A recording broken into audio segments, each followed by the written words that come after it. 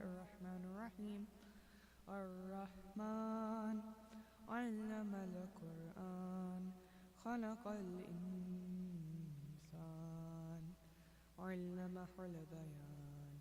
الشمس والقمر بحسبان والنجم والشجر يسجدان والسماء رفعها ووضع الميزان ألا تطغوا في الميزان وأقيموا الوزن بالقسط ولا تخسروا الميزان والأرض وضعها للأنام فيها فاكهة والنخل ذات الأكمام والحب ذو العصف والريحان فبأي آلاء ربكما تكذبان.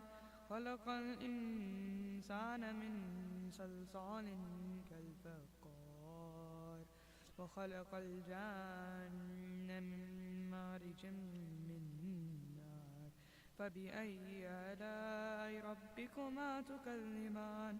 رب المشرقين ورب المغربين فبأي آلاء ربكما تكذبان. أعوذ بالله من الشيطان الرجيم. بسم الله الرحمن الرحيم. عن فاطمة الزهراء عليه السلام بنت رسول الله صلى الله عليه وآله وسلم قالت: دخل علي أبي رسول الله صلى الله عليه وآله في بعض الأيام فقال: السلام عليك يا فاطمة. فقلت: وعليك السلام. قال: إني أجد في بدني ضعفا. فقلت له: أعيذك بالله يا أبتاه من الضعف. فقال: يا فاطمة ائتيني بالكساء اليماني فغطيني به. فأتيته بالكساء اليماني فغطيته به فسرت أنظر إليه وإذا وجهه يتلألأ وكأنه البدر في ليلة تمامه وكماله.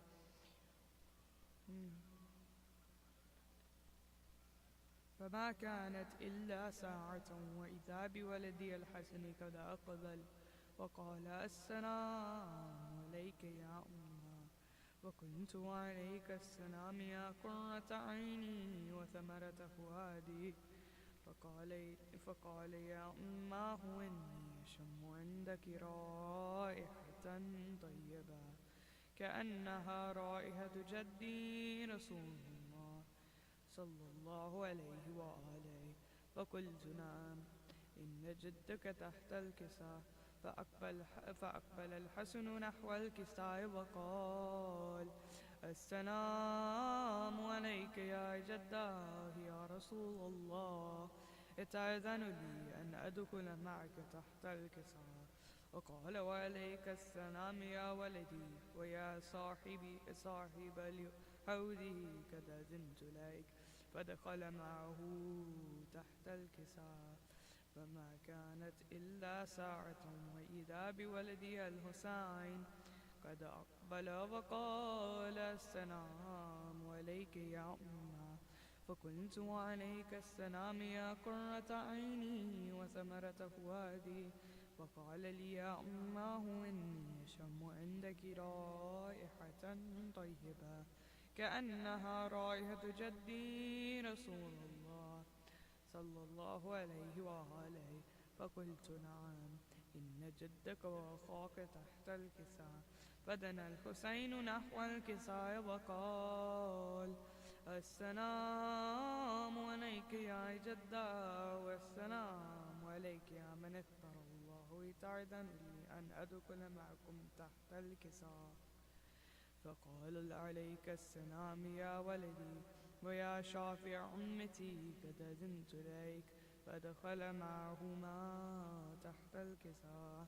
فأقبل عند ذلك أبو الحسن علي بن أبي طالب عليه السلام وقال: السلام عليك يا بنت رسول الله.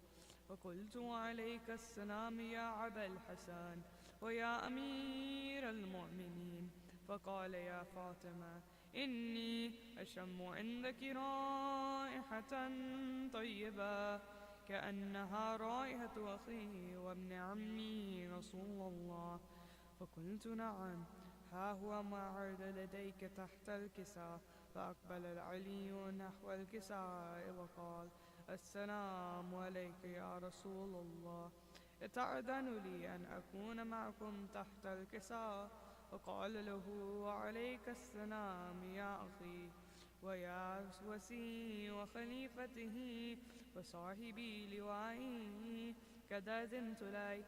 فدخل علي تحت الكساء، ثم أتيت نحو الكساء وقلت: السلام عليك يا أبتاه يا رسول الله، أتأذن لي أن أكون معكم تحت الكساء؟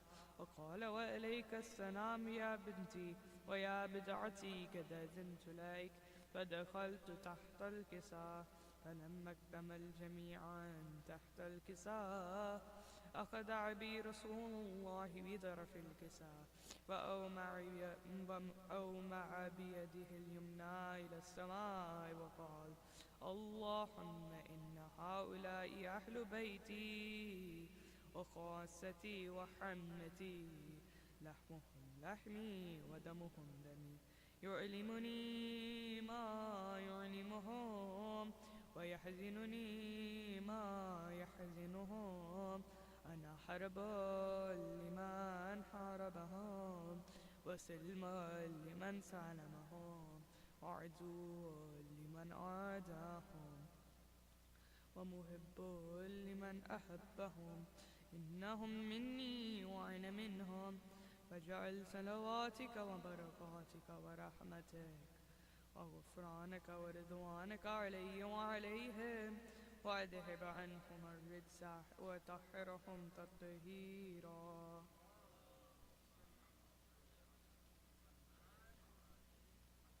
فقال الله عز وجل: يا ملائكتي ويا سكان سماواتي، إني ما خلقت سماعا مبنيا ولا أرضا مدهيا ولا قمرا منيرا ولا شمسا مضيا ولا فلكا يدور ولا بحرا يجري ولا فلكا يسري إلا في محبة هؤلاء الخمسة الذين هم تحت الكساء.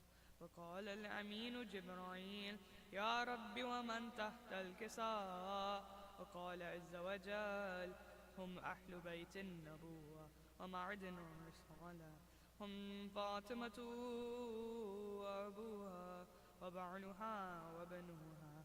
وقال جبرائيل: يا ربي تأذن لي أن أهبط إلى الأرض ليكون معهم سادسا؟ وقال الله: نعم، قد أذنت لك. فحبت الأمين جبرائيل وقال: السلام عليك يا رسول الله، العلي الأعلى يقرئك السلام ويخصك بالتحية والإكرام ويقول لك: وعزتي وجلالي إني ما خلقت سماعا مبنيا ولا أرضا مدهيا ولا قمرا منيرا ولا شمسا مضيا ولا فلكا يدور ولا بحرا يجري ولا فلكا يسري إلا لأجلكم ومحبتكم. وقد أذن لي أن أدخل معكم، فهل تأذن لي يا رسول الله؟ وقال رسول الله صلى الله عليه وآله: وعليك السلام يا أمين وحي الله، إنه نعم قد أذنت لك. فدخل جبرائيل معنا تحت الكساء وقال لأبي: إن الله قد أوحى إليكم يقول: إنما يريد الله ليذهب عنكم الرجس أهل البيت ويطهرهم تطهيرا.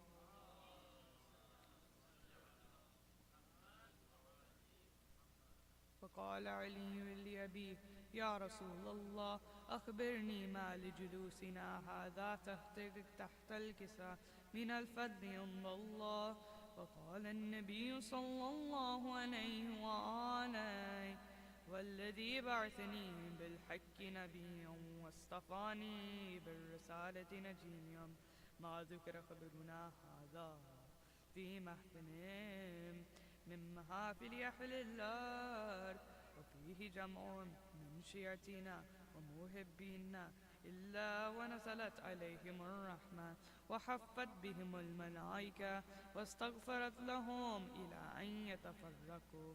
وقال علي عليه السلام وإذا والله فزنا وفاز شيعتنا ورب الكعبة. وقال أبي رسول الله صلى الله عليه وآله يا علي والذي بعثني بالحق نبيا واصطفاني بالرسالة نجيا ما ذكر خبرنا هذا في محفل من محافل أهل الأرض وفيه جمع من شيعتنا ومحبينا وفيهم محموم إلا وفرج الله همه ولا مغموم إلا وكشف الله همه ولا طالب حاجتي إلا وقضى الله حاجته. وقال علي عليه السلام إذا والله فزنا وسعدنا وكذلك شيعتنا فازوا وسعدوا في الدنيا والآخرة ورب الكعبة.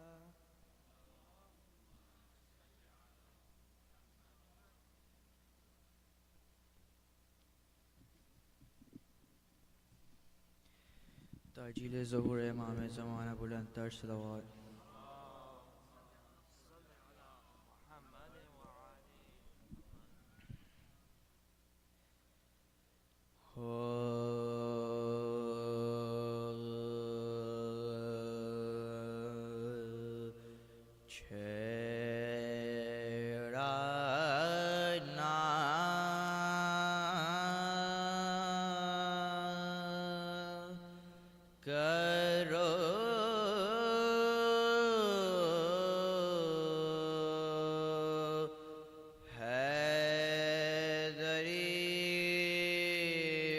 مستانے کو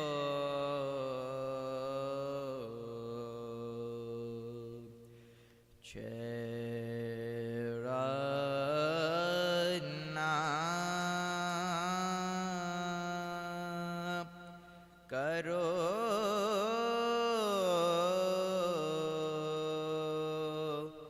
حیدری مستانے کو لاؤ نام مقابل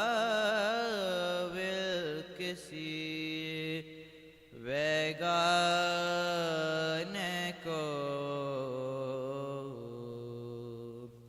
منکر ہو فضیلت کے تو قبلے سے پھرو سجدہ نہ کرو اس کے زچا خانے کو چیرانا. نعرہ صلوات.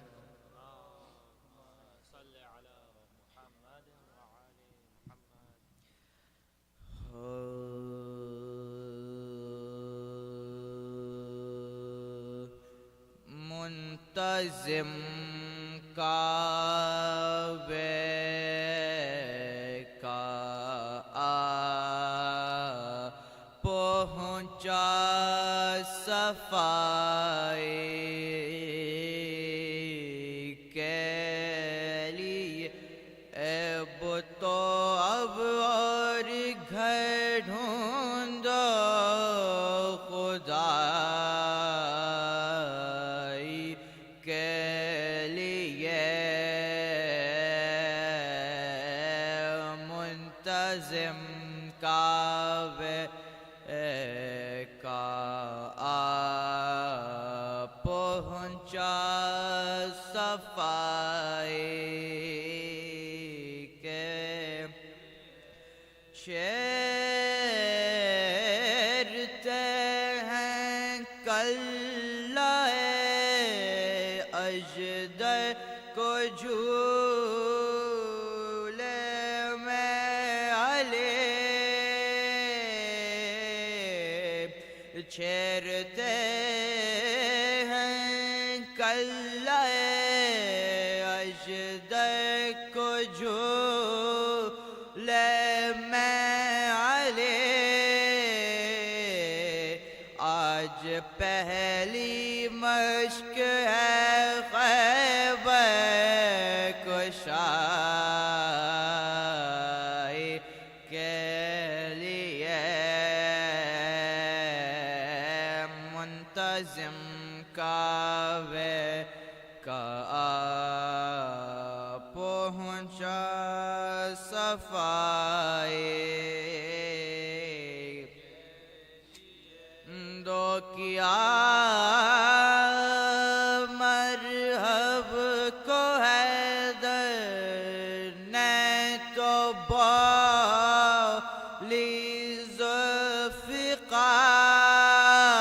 ذوالفقار ہاتھ ایسا چاہیے تیغاز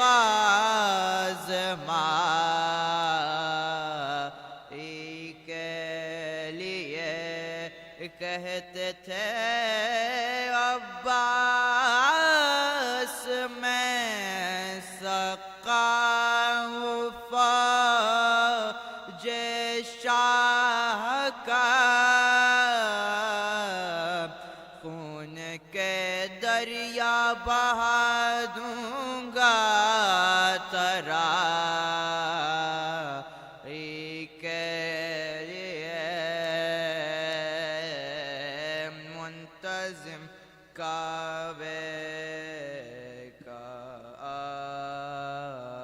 پہنچا صفائی کے اے عروس تیغ قاسم رن میں گھونگھٹ تو اٹھا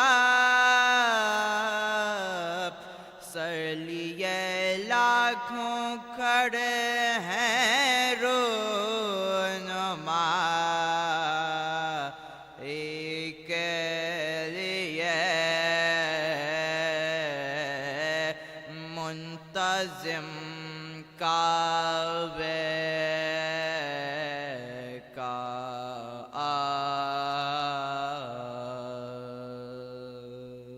صلوات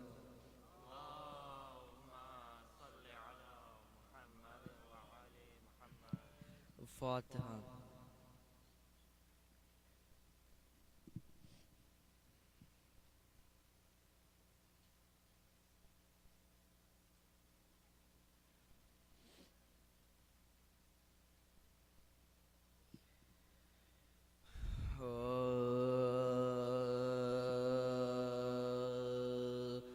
پہنچا جو رن میں شب ریزی جا کاپ سر حجت تمام کر کے وغا کے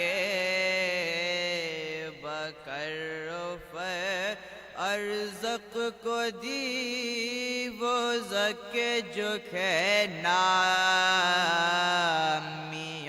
کے سر ما سن کے بولی شکر خدا وند بہرو کنبے میں بات رہ گئے وہ کام ہو گیا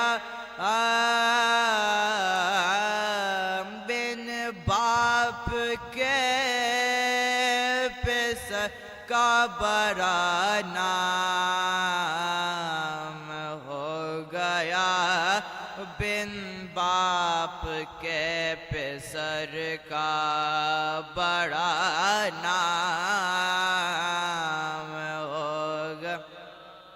باتیں یہ ہو رہی تھیں حرم میں کہ ایک بار قاسم پہ مل کے ٹوٹ پڑے فوج ناو کا سمٹ ادھر ادھر سے ہزاروں زبوں شعاب چاروں طرف سے پڑھنے لگے تشن لب پہ حربے لیے تھے قرب میں جو بشور تھے پتھر وہ مارتے تھے جو مجمع سے دور تھے پتھر وہ مارتے تھے جو مجمع سے دور تھے گرتے ہی خاک پر جو ہوا غش وہ میل فوج عدو میں فتح کے باجوں کا غلو ماں نے صدا سنی تو یہ دل تھام کر کہا میری کمائی نے لگے شکر کبریا بچے پہ میرے مہر ہوئے ذوالجلال کے لو بیبیو برا چرے میں لال کی پہنچے جو لاش ابن حسن پر بحال دیکھا کہ سر کو کاٹنے والے بدشاہ غصے سے کانپنے لگ عباس نامدار للکار کر بڑے صفت شیر کر بھاگے عدو جو در کے تو نقشہ بدل گیا ہلچل میں اس یتیم کا لاشا چل گیا باغے عدو جو در کے تو نقشہ بدل گیا ہلچل میں اس یتیم کا لاشا چل گیا ہلچل میں اس یتیم کا لاشا چل گیا پہنچا جو رن میں شبر نعرہ صلوات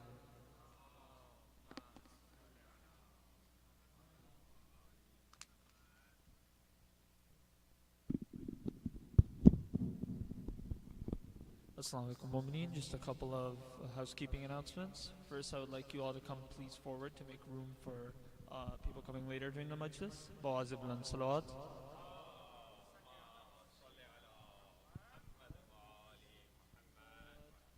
So as you all know, the center runs on you guys, and without it we wouldn't be able to have this Ashra. So please donate generously. And also, these majlises are not going to be ending after the Ashra, and I request you all to please sponsor and donate even after the Ashra. We have majlises all the way to the 8th of Rabiul Awwal. So please, if you would like to sponsor a Majlis, you can talk to Abid Uncle on the men's side or Annie Auntie on the ladies' side. If you would like to recite during the English Ashra for these final days, you can come to me or you can come to Abid Uncle. Now I would like to ask you all to... yes, also for the following 8th Muharram, 8th to tomorrow, we request you all to please bring in your alams for the Noha. And I would like to ask you all to please rise. I invite Dr. Sheeba Rizvi to the member.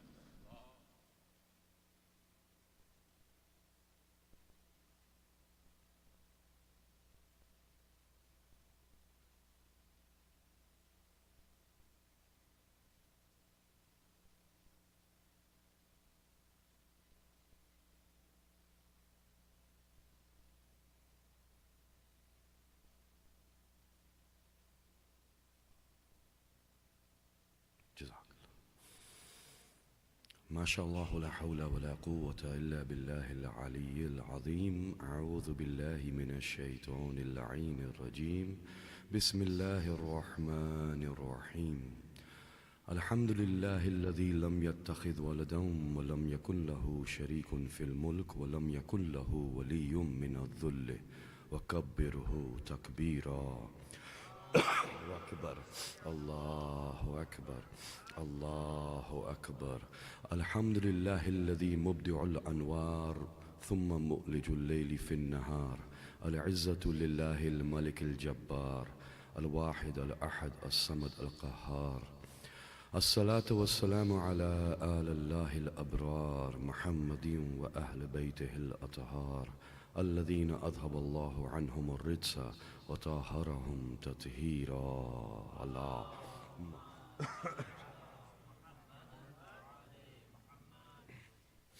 ولعنة الله على أعدائهم أجمعين. أما بعد، بسم الله الرحمن الرحيم. قل اللهم مالك الملك تؤتي الملك من تشاء وتنزع الملك ممن تشاء وتعز من تشاء وتذل من تشاء بيدك الخير إنك على كل شيء قدير. الصلوات. اللهم صل على محمد وآل محمد.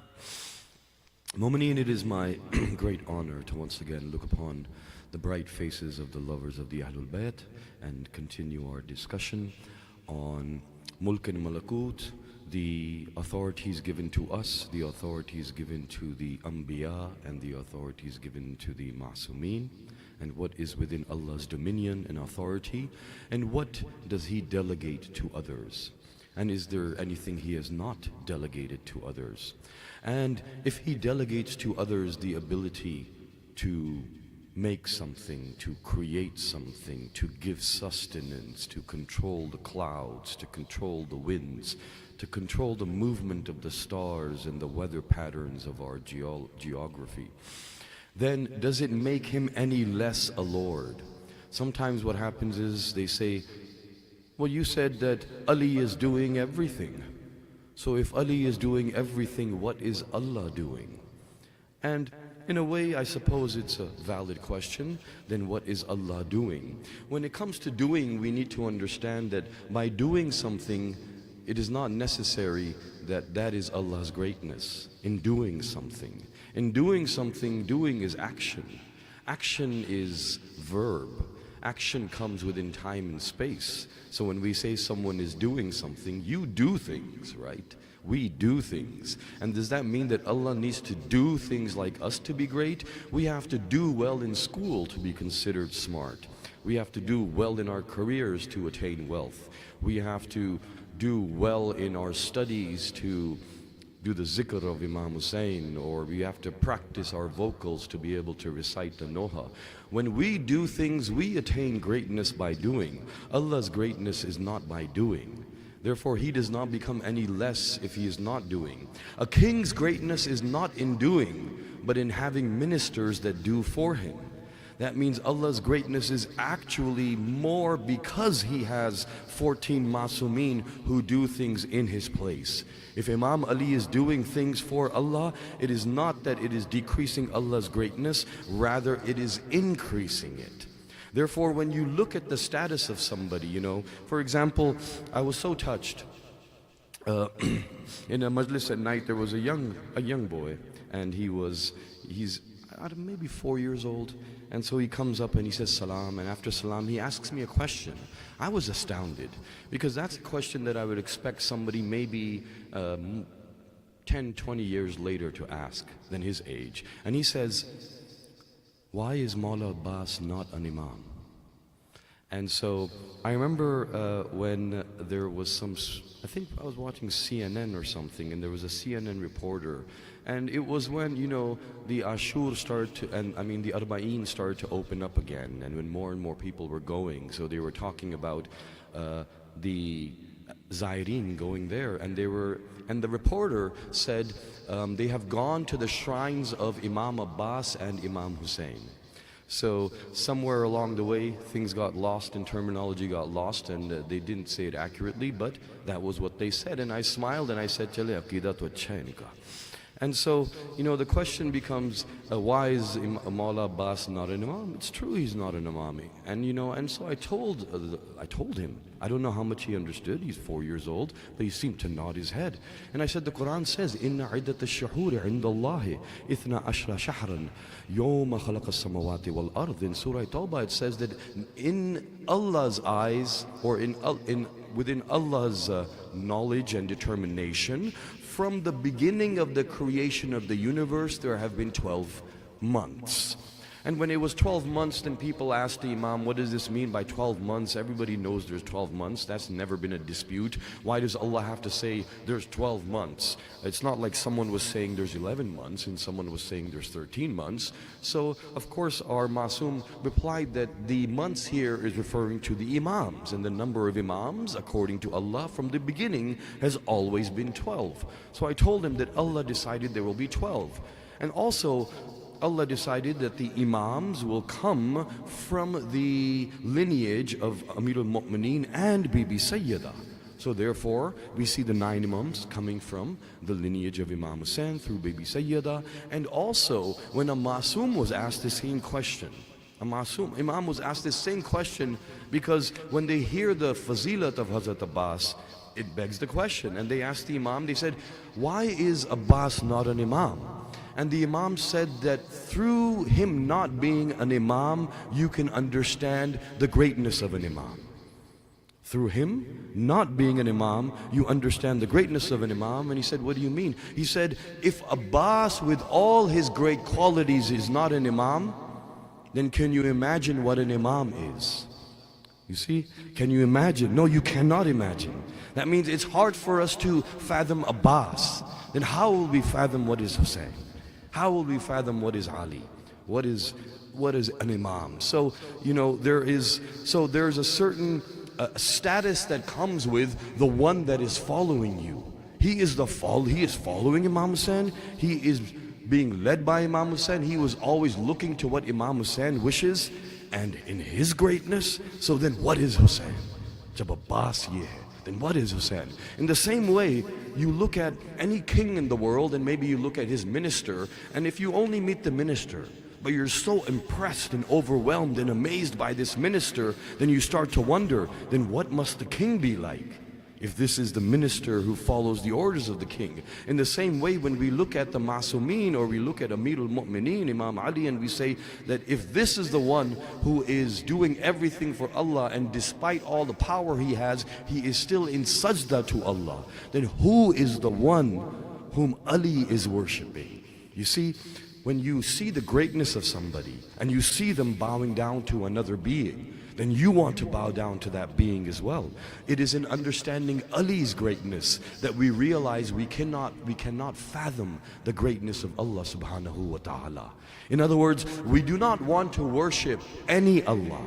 We want to worship the Allah that Ali did sajda to, that Rasul did sajda to, that Sayyida and Hasnain did sajda to. That's the Allah we want to worship. That means we must have ma'rifat of that Allah. We must understand who is that Allah. Because when you worship somebody, you may have something in your mind. And when you have something in your mind that is a creation of your mind, so to make your mind blank, to make yourself realize that He cannot be understood, intellectualized, analyzed, imagined, to realize that with full conviction is only possible when I realize that I cannot understand Ali. And if I cannot understand Ali, how do I expect to understand the one to whom Ali does sajda? How do I expect to understand when I do not understand Hussein? How do I understand the one to whom Hussein has sacrificed everything? Therefore, by bestowing upon them vilayat and his might and power and various authorities, He makes them unfathomable. And when they are unfathomable, you cannot imagine what they are. Then you start to realize with conviction, it is not possible for me to imagine Allah subhanahu wa ta'ala. And that conviction and that yaqeen is your first step in marifat.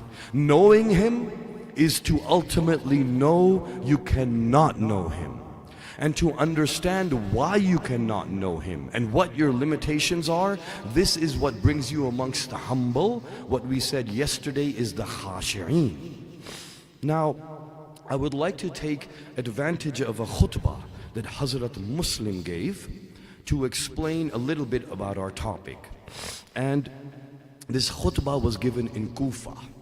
And in Kufa, when he gave this khutbah, it was right before he took the allegiance. And in Maqtal Abi Dawood, the book Maqtal Abi Dawood, and in the book Riyadul Qudus, this khutbah is mentioned. And in this khutbah, Hazrat Muslim, you know, a person is hidden under his tongue. And we don't know these characters that well because, yes, we idolize them. We realize their level of perfection and their qualities and their loyalty to Imam Hussein and their strength. We know Hazrat Muslim's bravery. We know his generosity. We know his level of worship. But you start to know somebody when you listen to them speak because he is hidden under his tongue. And so therefore Hazrat Muslim, says with great eloquence, his speech is mind-blowing. I just want to summarize it. I've been talking about it elsewhere, and I spent 4 to 5 days just explaining some of the words. I think on his first sentence I spent 2 days, 2 hours just explaining his first sentence. And even then I had to stop because time is always short. So I just want to translate it a bit and move forward. But there's 2 sentences in here which relate very directly to what I've been saying for the last couple of days. And he says, Inna Allah, Bismillahir Rahmanir Rahim. Before him, 18,000 Kufians. He says, Bismillahir Rahmanir Rahim. Inna Allah ja'ala Muhammadan wa Aliyan dalilan li dhatihi. Indeed, Allah has made Muhammad and Ali. The first sentence of Hazrat Muslim is to praise Allah and then praise Muhammad and Ali. And he says, Inna Allah ja'ala. Indeed, Allah has made Muhammad wa Aliyan dalilan li dhatihi. He has made them the dalil. Dalil is proof. That means whenever you have a claim, it must have proof and evidence. Allah has made these two the evidence of His existence, the evidence of His Zat. Now, Zat is that which is the true you.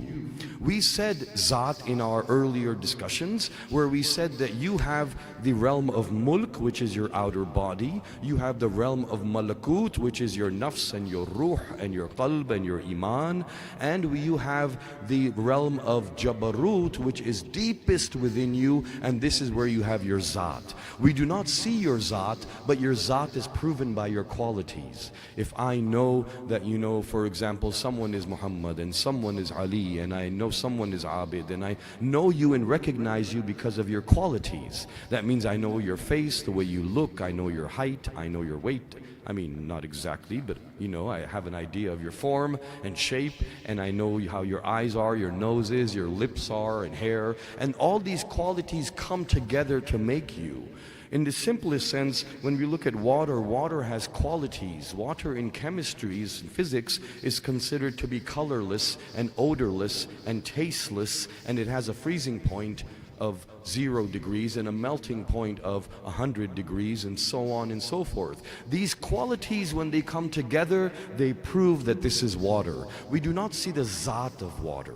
We do not see its true essence. What we see is qualities. That means that if all the qualities accumulate, I can call it water. It must be tasteless. Not just colorless, but tasteless. If it has color in it, then I might call it juice or shake or smoothie or drink or something, but now I'm not going to call it water. But what if it is colorless, but it has taste, and it tastes like vinegar? Because vinegar can be colorless, then I will not call it water anymore. That means all of the qualities must come. It must be tasteless and colorless, and it must be odorless. If it is tasteless and colorless, but it has a smell to it like rose, then I will call it rose water. I'm not going to call it water anymore. So therefore, when all the qualities come together, Hazrat Muslim is saying that you will not reach Allah's Zat. It is indefinable, indescribable, unattainable. But the qualities you can understand. And the qualities that Allah has put forth to understand Him are Muhammad and Ali. That is what He is saying. Can I have a salawat for their blessed names? Allahumma salli ala. So therefore we see that the qualities come together. That's why, Amir al-Mu'mineen at one time said, Nahnu sifatullah. We are the qualities of Allah. We manifest the qualities of Allah. He will be understood through qualities, but it will be through us that you will understand Him. That means that Hazrat Muslim is saying the same thing, that Dalilan li dhatihi, these are the sifat which He made to prove His existence. But just like water's qualities, we mentioned 3: tasteless, colorless, odorless. How many qualities does Allah have? Right? Exactly.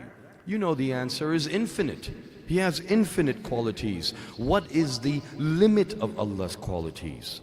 I have strength, you have strength, you have strength, we all have strength. It's a quality. But what is the limit of our strength? It is the burden we can lift. We have intelligence. What is the limit? We have knowledge. What is the limit? We have bravery. What is the limit? So therefore, to understand that Allah is unlimited, we must understand that His qualities are unlimited. Without understanding the unlimited aspect of His qualities, we cannot fathom how unlimited He is. In the same way, we must see that when you are looking at the Prophet or Amir al-Mu'mineen, then they also must manifest unlimited qualities.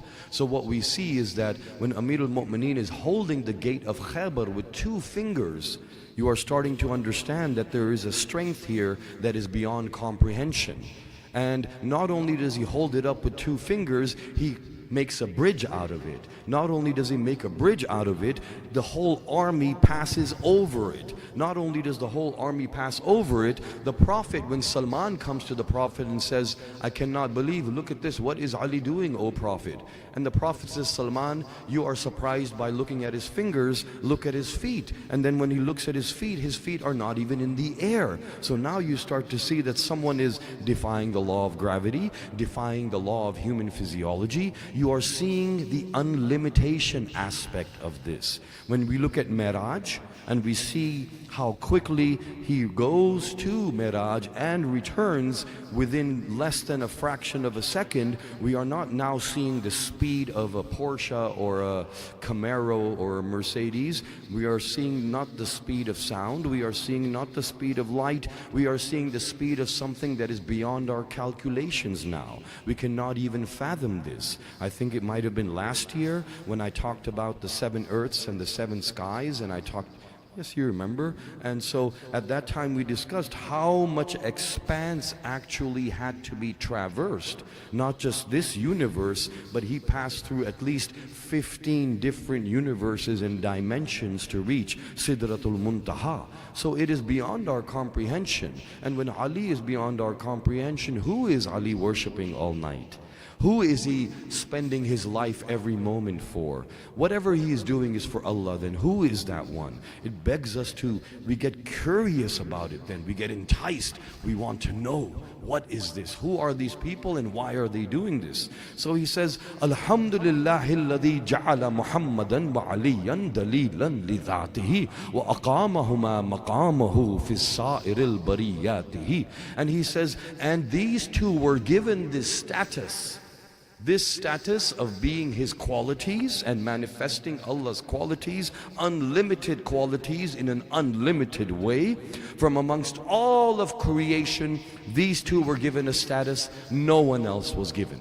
And then after that he says, وَجَعَلَ أَحْدَهُمَا وَجْهَهُ وَآخَرُ نَفْسَهُ. And then Hazrat Muslim says to the Kufians, and Allah made the first of them his face, Wajhullah, and made the second of them Nafsullah. He is saying that Risalat Ma'ab, the holiest prophet, is Wajhullah, and Amirul Mu'mineen is Nafsullah. Ya Ali, Nafsullah, Wajhullah. Wajhullah means he is the face of Allah. This does not mean that Allah has a body with a head and a face.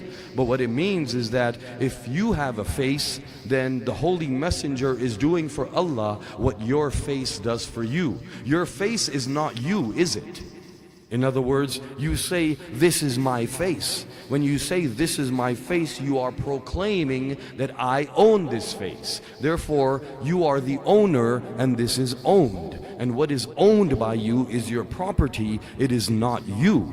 So therefore, you distinguish yourself from this by saying, it's my face. But if this face was removed from Sheeba, and it was put on a wall, that would be very disturbing. Don't imagine that too much. But I just gave the example just spontaneously. But if it happens to occur like that, what would you do?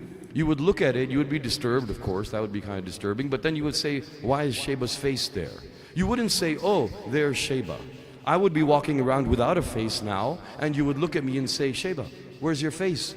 And I would say, someone took it and put it on a wall, and then I'm looking for my face. So you see how it's separate from me. It's not me, it's my property. When you say Wajhullah, you are not saying literally Allah has a face. You are saying He is the face of Allah. Allah is the owner and He is. Now what does your face do for you? Your face for you expresses complex emotions that are hidden within, that we cannot see, are manifested by your face. If you are happy with what I'm saying, I can see it on your face. If you are not happy and angry with what I'm saying, I would see that on your face. If you are bored with what I'm saying, I'll see it on your face. If my voice is putting you to sleep, I'll see it on your face. Your face is manifesting all of your complex thoughts and emotions. They come onto your face. The face is a very miraculous structure. It is able to take things that you would need. Maybe by looking at your face and the expression, I could talk about it for an hour and talk about what your face was meaning and what I think you were feeling. It would take many, many words. One face does it in one instant, what it would take 1,000 words. Or if you were to, summarize it, even then.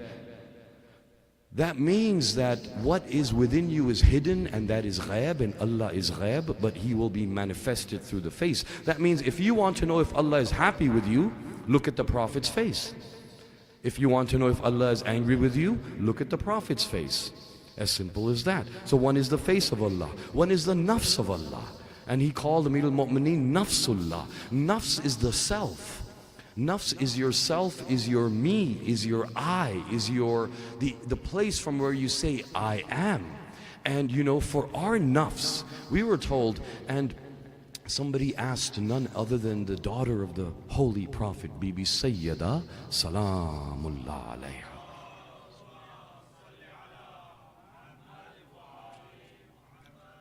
And I have said this before you as well, but she was asked by a lady who used to come to her house to learn about the Quran, and the holiest Prophet's holy daughter was sitting before this woman, and this woman said, "Oh, daughter of the Prophet, can you please tell me how far heaven is?" And so I guess she wanted to know in terms of kilometers, or how long a camel will take, or how will we reach there. And Bibi Sayyida said, "It's 2 steps away from you." And she said 2 steps. She looked 2 steps away from her. All she saw 2 steps away from her was Bibi Sayyida. But in a way, I think it's very magnificent because Bibi Sayyida is Jannah. So literally, she was 2 steps away from her. But this is not what Bibi Sayyida meant. That's just my heart speaking. Bibi Sayyida said, 2 steps away from you. 1 step is on your nafs, and the 2nd step is in Jannah. That means if you step on your ego, if you kill your ego, if you smash your ego, then you enter into Jannah. All you have to do is step on your nafs. So therefore we see, we as human beings, as lovers of the Ahlul Bayt, we are the ones who have to step on our nafs. But Ali's nafs is different. Ali's nafs is nafsullah. That means he's not stepping on it. Allah commands all of us to trample our nafs, and He wants Ali to sell his nafs. He wants us to destroy our nafs, and He wants to possess Ali's nafs. That means Ali's nafs is something else. And therefore we see, وَمِنَ النَّاسِ مَن يَشْرِي نَفْسَهُ ابْتِغَاءَ مَرْضَاتِ اللَّهِ, that on the night of hijrah, on the night of emigration, we see the Holy Prophet's bed is occupied by Amirul Mu'mineen. And at that time, while he's sleeping, incredible is Ali is the one who receives the marzi, the wishes, the desires of Allah, and he sells his nafs, and he does this while he's sleeping. Imagine what Ali does while he's awake. While he's asleep, he can purchase all of the nafs, all of the marzi of Allah. And when Allah receives Ali's nafs, now Ali's nafs is over there. So Allah is the owner of it. In a transaction, now Allah owns the nafs, and Ali is owner of marzatillah. So now therefore, Ali does not have any ego or any self. His self has been sold to Allah. Now when Ali says I, he is not even speaking for himself. It is your nafs that says I. Now when Allah wants to say I, you will hear it from Ali's voice. Allah will be speaking. That is why on Miraj, the Holy Messenger asks, oh dear Allah, is it you that is speaking, or is it Ali, because I am hearing his voice? So therefore we see that he says nafsullah. And then he goes on to say, Hazrat Muslim then says to the Kufians, وَجَعَلَ وَاحِدٌ مِّنْهُمَا تَاجًا لِمَشِيَّتِي وَالثَّانِي سَيْفًا لِإِرَادَتِي. And then he says, and Allah made the first of them the crown of His might and authority.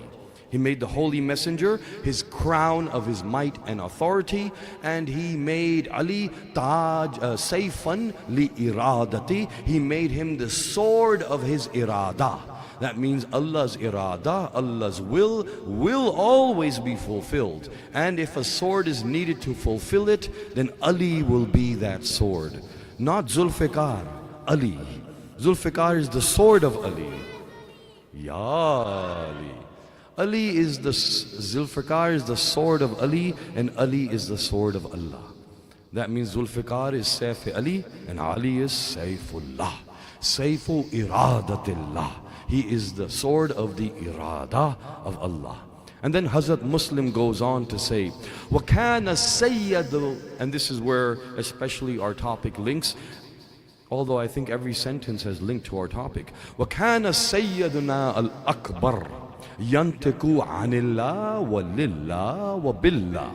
And indeed the Sayyidul Akbar, he's saying my elder Sayyid, the Risalat Ma'ab, the Holy Prophet, Yantiku, whenever he talked Anillah, from Allah, wa lillah, for Allah, wa billah, by Allah. He talked for Allah, from Allah, by Allah. Everything he said was only from there. He never said anything of his own. This is what we were talking about when we said Ameen, that they must be Ameen. That means Allah gives them authority, but everything they do now will be done through His will. And then he says, وَكَانَ سَيَّدُنَا الْأَصْغَرُ, and the younger Sayyid, referring to Amirul Mu'mineen, he says, كَانَ يَفْعَلُ عَنِ اللَّهِ وَلِلَّهِ وَبِاللَّهِ. And whatever Ali did, whatever the Prophet said, was from Allah, for Allah, by Allah. Whatever Ali did was for Allah, from Allah, and by Allah. From Allah, according to Allah's command, for Allah, whatever He desires, by Allah, by the might and authority that Allah has given to Amirul Mu'mineen. And then he goes on to say, وَالرَّمَضَايَا, and then they left in the state of طاهرين والطيبين والراضيين والمرضيين. Hazrat Muslim says, and then the two have gone and they have returned back to Allah, and they left in the state that they were pure and they were completely free of any blemishes, any mistakes, and they were completely satisfied with Allah, and Allah was satisfied with them. Radiyain wal mardiyain. And then he goes on to say, وَلَيْسَ لَهُمَا عَلَى الْوَجْهِ الْأَرْضِ, and there is not for them upon the face of the earth warithun, any inheritor, any successor, siva, except for Abu Abdullah al-Hussein. Hazrat Muslim is denying the caliphate and the kingship and the authority of anybody, and saying that right now their only successor is not sitting in Sham, is not sitting in Kufa, it is only and only Abu Abdullah al-Hussein.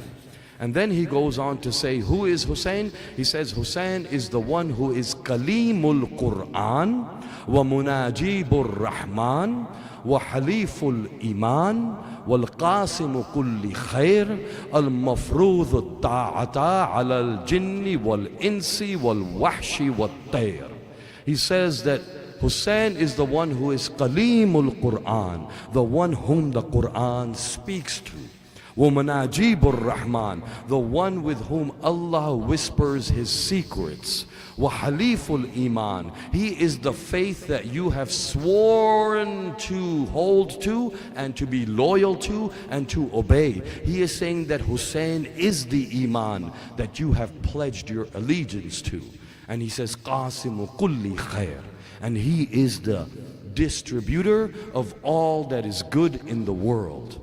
Nothing good will come to you from anywhere else but Hussein, Hazrat Muslim is saying. And then he says, Ataraktum Aba Abdullah al-Hussein, are you going to, Ataraktu, are you going to leave Aba Abdullah al-Hussein? He has not taken the Pledge of Allegiance yet. He is about to take the Pledge of Allegiance, but he knows that they will leave Hussein. And so he is saying that, Ataraktu ba Abdullah al-Hussein, are you going to leave him? Whom are you leaving? He says, are you leaving the one who is Misbahus Salah, wa Nurul Mihrab, wa Khulasatul Wujud, wa Tafsirul Kitab? Are you leaving that Hussein? That Hussein who is the light of your prayers, the Nurus, the Misbahus Salat. Misbah is a lamp, the lamp of Salat. That means when you're praying Salat, the light of that Salat is Hussein. Wa Nurul Mihrab. Mihrab is the place where you pray. So he's saying that he is the Nur of the Mihrab. Whose Mihrab? Not my Mihrab, not anybody else's Mihrab. The place where Ali prays, Hussein is the Nur over there. The place where Risalat Ma'ab prays, Hussein is that Nur. The Mihrab of Sayyida, Hussein is the Nur of that Mihrab. And then he goes on to say, Khulasat al-Wujud. He is the summary of all that is in existence. Khulasa. If you take all existence and put it into one being, it is Hussein. And he is the Tafsirul Kitab. He is the one who is the explanation of Allah's book.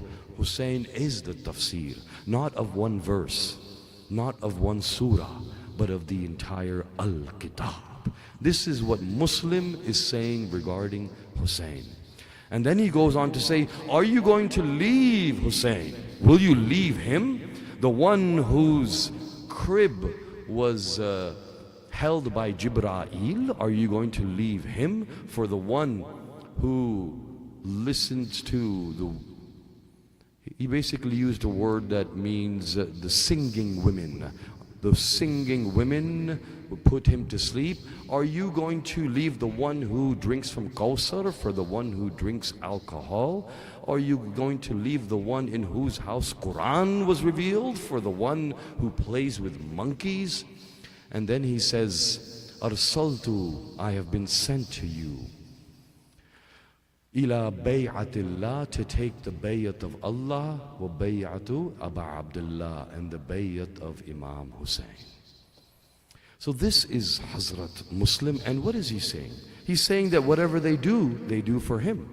So therefore they are the Ameen of Allah. That means it is through their might. So therefore we see that not only do they have Minal Mulk, but they also have Mulk, and they have Mulkun Azima, and we haven't talked about Mulkus Samawati wal Arz yet, but we will over the next perhaps 2 days we have left. Inshallah, we'll continue that. Now, can I have a salawat, please?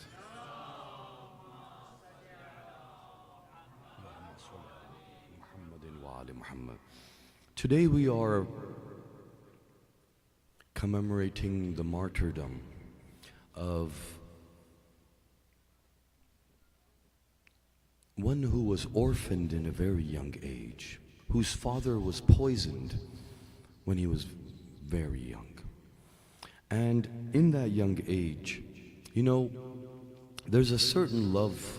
Have you seen the one who's orphaned in a young age? Sometimes we see that in our own community. And maybe the one who is orphaned in a young age, the young boy is there. Observe always if that person who passed away, who left their son, observe if that person has a brother.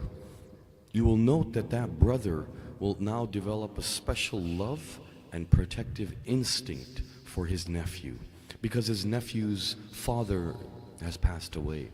Imam Hussein's love for Hazrat Qasim was something very special, because ever since Imam Hassan had passed, Hazrat Qasim was that reminder and that memory. His beauty, his handsomeness, his features were such that I don't think anyone has been praised in this way. In the way that Hazrat Qasim was praised by the soldiers who were attacking him on the battlefield. Did you know that he was wearing a niqab? When his mother sent him to the battlefield, when she prepared him, she put a niqab on his face and an amama on his head. It is said that during the battle, the niqab was removed from his face, and in the maqatil, historians have written that as those mal'oon of Sham were attacking Hazrat Qasim with swords and spears, they were themselves proclaiming that we have never seen such a face. It seems as if the moon has descended to the plains of Karbala. It seems as if an angel has come to fight with us. They had never seen such a face. I do not know what Qasim's mother would have felt whenever she looked upon him, whenever Imam Hussein looked upon him. But it is said that Hazrat Qasim wanted to go to the battlefield and fight. He was very young, but he still wanted to go. It is said that Imam Hussein, whenever Hazrat Qasim came to Imam Hussein to ask permission, to say, Chacha, please give me permission to go fight, Imam Hussein would hold his nephew and would say that you are the remembrance of my brother Hassan. Whenever I look upon you, I remember him. How can I let you go? How can I let you go to the battlefield? And Imam Hussein would start crying in such a way that Hazrat Qasim would not ask and would go back. Then a few more people would go to the battlefield, and Hazrat Qasim would come again and ask Imam Hussein again. Imam Hussein would hold him and start crying again. Then Hazrat Qasim would stop asking and he would go back. This happened many times. It came to the point where Hazrat Qasim was sitting in the tent with his head down and crying. He was crying so loudly that his mother heard him. When his mother heard him, she came and sat next to him and said, my beloved son, what is wrong? Why do you weep so? He says, my chacha will not give me permission to fight, and everybody is going to fight, but I do not get permission. She said, she held him and she comforted him and she cried with him. And as both mother and son were crying, she remembered and she said, my dear son, did you know that when your father was breathing his last breaths, at that time he called you? He said to me, bring Qasim to me. In his last breaths, he wanted to hold you on his chest. He said, bring Qasim to me because Qasim on my chest soothes my pain. When I put you on his chest, she says that he tied a ta'weez to your arm. And he looked at me and he said O Farwa, if ever upon Qasim comes trouble that he sees no way out from, then tell him to open his ta'weez and the answer to all his problems will be written in here. It is said that he opened the ta'weez that was still on his arm and he looked upon the letter that had been written by his father. When he looked at the letter said, "Dear brother Hussein, this letter is to you from your brother Hassan. There will come a time where you will be in the plains of Karbala and you will be surrounded by the enemy. And they will have brought you to that land and you will be all alone. I will not be there at that time to sacrifice myself. But in my place I am giving you my son Qasim. Give him permission to go on the battlefield and fight." Hazrat Qasim looked at the letter and he was overjoyed. He was so happy that now my chacha will give me permission when he sees my father has allowed me. He ran to Imam Hussein and as Imam Hussein looked at him, he said, "Qasim, why do you come with this joy expression on your face?" He says, "Here, chacha, look at this letter." When Imam Hussein looked at the letter, he recognized the handwriting of his brother. As soon as he recognized that handwriting, he said, "This is my brother's handwriting." And as he read the letter, he started to cry. It is said that he held Qasim at that time and cried until he fell to the floor. And it is said that both of them had lost consciousness. And as he awoke again, Imam Hussein said, "Abbas, prepare Qasim, for now he goes to the battlefield. My brother has asked to send him." He says that Hazrat Abbas was preparing Hazrat Qasim, and as he was preparing him, it is said that Hazrat Qasim was young and there was no armor left to fit his chest, and everything that he tried to put on happened to be too big. And Hazrat Qasim looked at Hazrat Abbas, and Hazrat Abbas had tears in his eyes as he was not able to find the armor to protect his nephew. And Hazrat Qasim said, do not worry, chacha. I do not need this armor. I will go and your du'as will be my armor." It is said that he went to the battlefield, and when he went to the battlefield, he sent one of the enemies of Islam to hell, then a second and a third, and they were 3 brothers. And it is said that then their father came. And when their father came, Imam Hussein said, "Go and tell Qasim's mother to please do dua, because now one of their bravest warriors has come. And I know Qasim is very brave, I know of his bravery, but also I know that he is thirsty and he is hungry."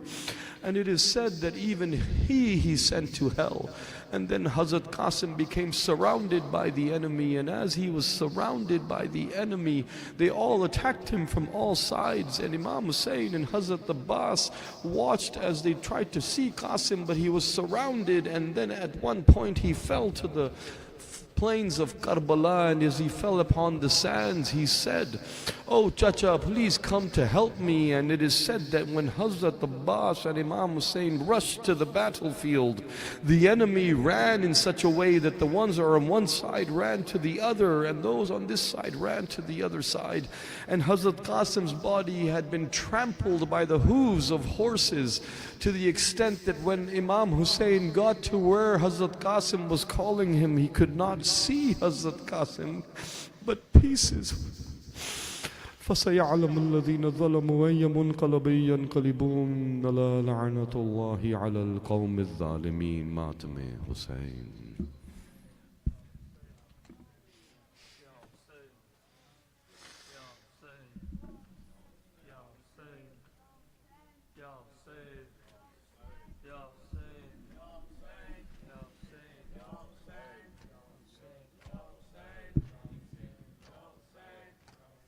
Ya Hussein, Ya Hussein, Ya Hussein, Ya Hussein, Ya Hussein, Ya Hussein, Ya Hussein, Ya Hussein, Ya Hussein. मैदान में आकर आंसू बहाकर मजलूम बोले कासिम कहाँ हो। मैदान में आकर आंसू قاسم کہاں ہو میدان میں آ کر آنسو بہا کر صحرا کی بکھری لڑیاں اٹھا کر صحرا کی بکھری لڑیاں اٹھا کر او مظلوم بولے قاسم کہاں ہو میدان میں آ کر آنسو بہا کر قاسم کہاں ہو میدان میں آ کر آنسو بہا کر مظلوم بولے تسبیح کے دانے بکھرے ہوئے تھے کربو بلا کی تپتی زمین پہ اور انا للہ سجدے میں جا کر اور انا للہ سجدے میں جا کر او مظلوم بولے قاسم کہاں ہو میدان میں آ کر آنسو بہا کر بولے قاسم کہاں ہو میدان میں آ کر صبح کر خیمے کے در سے ماں دیکھتی رہی جیسے اٹھایا بن رہے کشانے دو زانوں پہ چادر بچھا کر دو زانوں پہ چادر بچھا کر او مظلوم بولے قاسم کہاں ہو میں آ کر آنسو بہا کر مظلوم بولے قاسم کہاں ہو میدان میں آ کر آنسو بہا کر بھائی حسن کی تو ہے نشانی روتی رہے گی تجھ کو جوانی پامال ٹکڑے سینے لگا کر پامال ٹکڑے سینے لگا کر او مظلوم بولے قاسم کہاں ہو میدان میں آ کر آنسو بہا کر قاسم کہاں ہو میدان میں آ کر مظلوم بولے قاسم کہاں ہو میدان میں آ کر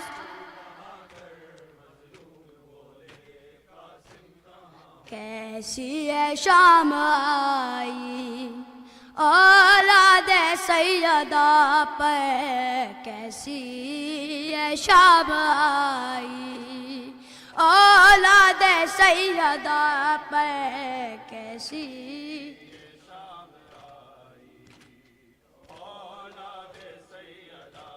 سجاد رو رہے ہیں زینب سے منہ چھپا کر کیسی ہے شام آئی اولاد سیدہ پر کیسی شام آئی اولاد سیدہ ایک سمت بہ کفن ہے بھائی کا اس کے لاشا عباس کی بہن کا باقی رہا نہ پردہ اب سوچتی ہے زینب مانگے کفن یا چادر کیسی ہے شام آئی اولاد سیدہ پر کیسی ہے شام آئی جو گھر میں دو قدم بھی پیدل نہیں چلی ہے ایک دن میں وہی زینب عباس بن گئی ہے پیر پہ آ گئی ہے تنہا عالم اٹھا کیسی ہے شام آئی اولاد سیدہ پر کیسی شام آئی لاشوں کے درمیان وہ بابا کو ڈھونڈتی ہے منہ اپنا پیٹ کر یہ فریاد کر رہی ہے قدموں میں ہی سلا دو بابا مجھے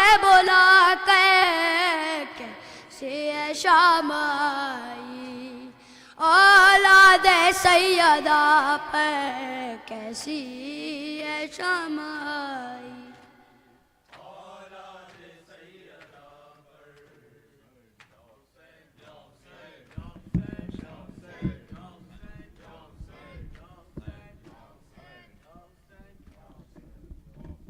زیارت.